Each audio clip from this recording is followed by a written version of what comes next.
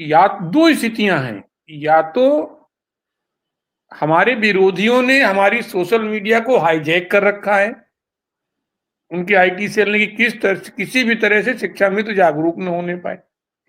बचा खुचा जो हमारा नेतृत्व है वो चाहे जो हो, एक्स वाई जेड, उसमें मैं अपने को भी संलिप्त करते हुए कह रहा हूं कि नेतृत्व भी कहीं न कहीं घुमा करके कान पकड़वाने का प्रयास 20 वर्ष से कर रहा है। क्योंकि हमें याद है जब हमारी 150 रुपए की बढ़ोतरी हुई थी तो सब बहुत खुश थे, और मेरे जीवन का सबसे मायूस दिन मिश्रा जी वही था। मैं बहुत मायूस था उस समय। में जिला उपाध्यक्ष हुआ करता था माननीय जितेंद्र शाही जी का।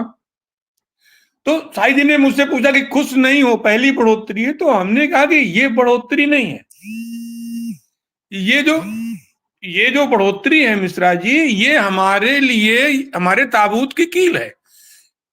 क्योंकि जो स्थितियां आएंगी आगे आने वाले समय में, जो भी सरकारें आएंगी वो 150 रुपए के सापेक्ष बढ़ोतरी करेंगी।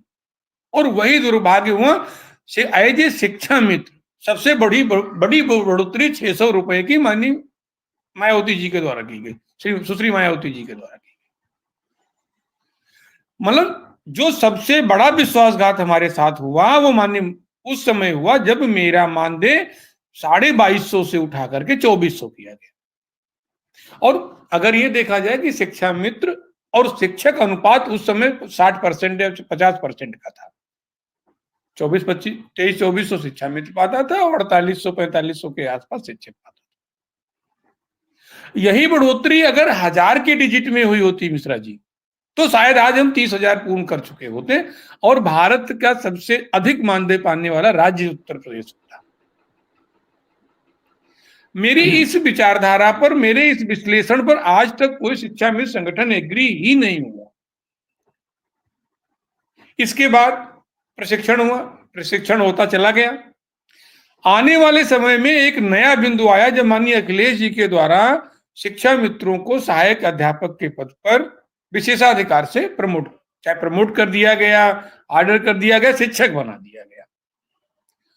अब अनुपात देखिए मिश्रा जी, आप एक 3500 पा रहा है और एक के अस्थायीकरण को लेकर, शिक्षा मित्रों के मानदेय वृद्धि को लेकर हाल ही के अंदर सरकार ने बयान प्रेषित किया है। उस बयान को डिबेट के माध्यम से आपके मध्य में रखूंगा। हाल ही के अंदर का ये डिबेट है, इस डिबेट को आप देखें।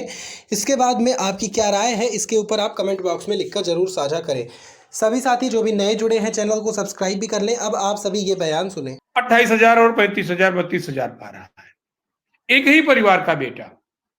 यहां भी विसंगतियां थी। अगर तत्कालीन संगठनों ने मिल करके माननीय अखिलेश जी से मानदेय बढ़वा लिया होता, जो लोग हमारे साथी हमारे साथ हैं वो जानते हैं, हमने कई बार इस बात को कहा, क्योंकि सबसे बड़ा दंश मेरे ही जनपद ने झेला।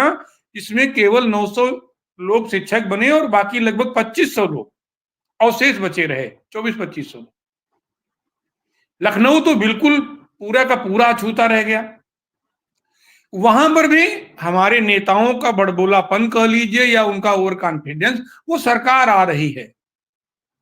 लोकतंत्र में मेरा मानना है कि कोई भी भविष्यवक्ता नहीं होता है कि किसकी गवर्नमेंट आएगी। लोकतंत्र में आवश्यकता इस बात की है कि इस समय उपचुनाव है, इस समय भुना लो, आने वाले समय में विधानसभा चुनाव होगा, उस समय भुना लो, और उसके बाद लोकसभा चुनाव होगा, फिर भुना लो। लेकिन हमारा नेतृत्व वही रजवाड़ों की तरह चलता रहा कि तगड़ा कलफ कुर्ता पहन करके लखनऊ आए हैं, 7 दिन की तैयारी करके आएंगे और 24 घंटे में भाग जाएंगे। इन दर्द के बाद इस बीच में जब मैं मुजफ्फरनगर मेरठ की व्यक्तिगत यात्रा पर था तो वहां के लोगों से हमारी मुलाकात हुई। और जिस दिन कार्यक्रम था 5 सितंबर की शाम को भी सीतापुर से होकर के, चूंकि पश्चिमी उत्तर प्रदेश के जो बस मार्ग है वो सीतापुर से होकर गुजरता है, तो 5 से 7 बसों के माध्यम से ये बात हुई। और ये हमारा दुर्भाग्य है मिश्रा जी, आज हमारे पास सचिन क्रांति नहीं है। आज अगर हमारे साथ सचिन क्रांति होते, मैं आपको बता दूं, शायद जो काफिला इको गार्डन से वापस अपने शहर की तरफ जा रहा था, तो या तो वो दिल्ली की तरफ जाता, या वो गोरखपुर की तरफ जाता, या अयोध्या की तरफ जाता। आज आवश्यकता इस बात की है कि जो शिक्षा मित्र कुछ कर सकता है वो घर से बाहर नहीं निकलना चाहता, वो केवल 4 उंगली डाल करके हेलो हाय करके वो व्हाट्सएप पर संघर्ष की इति कर लेता है।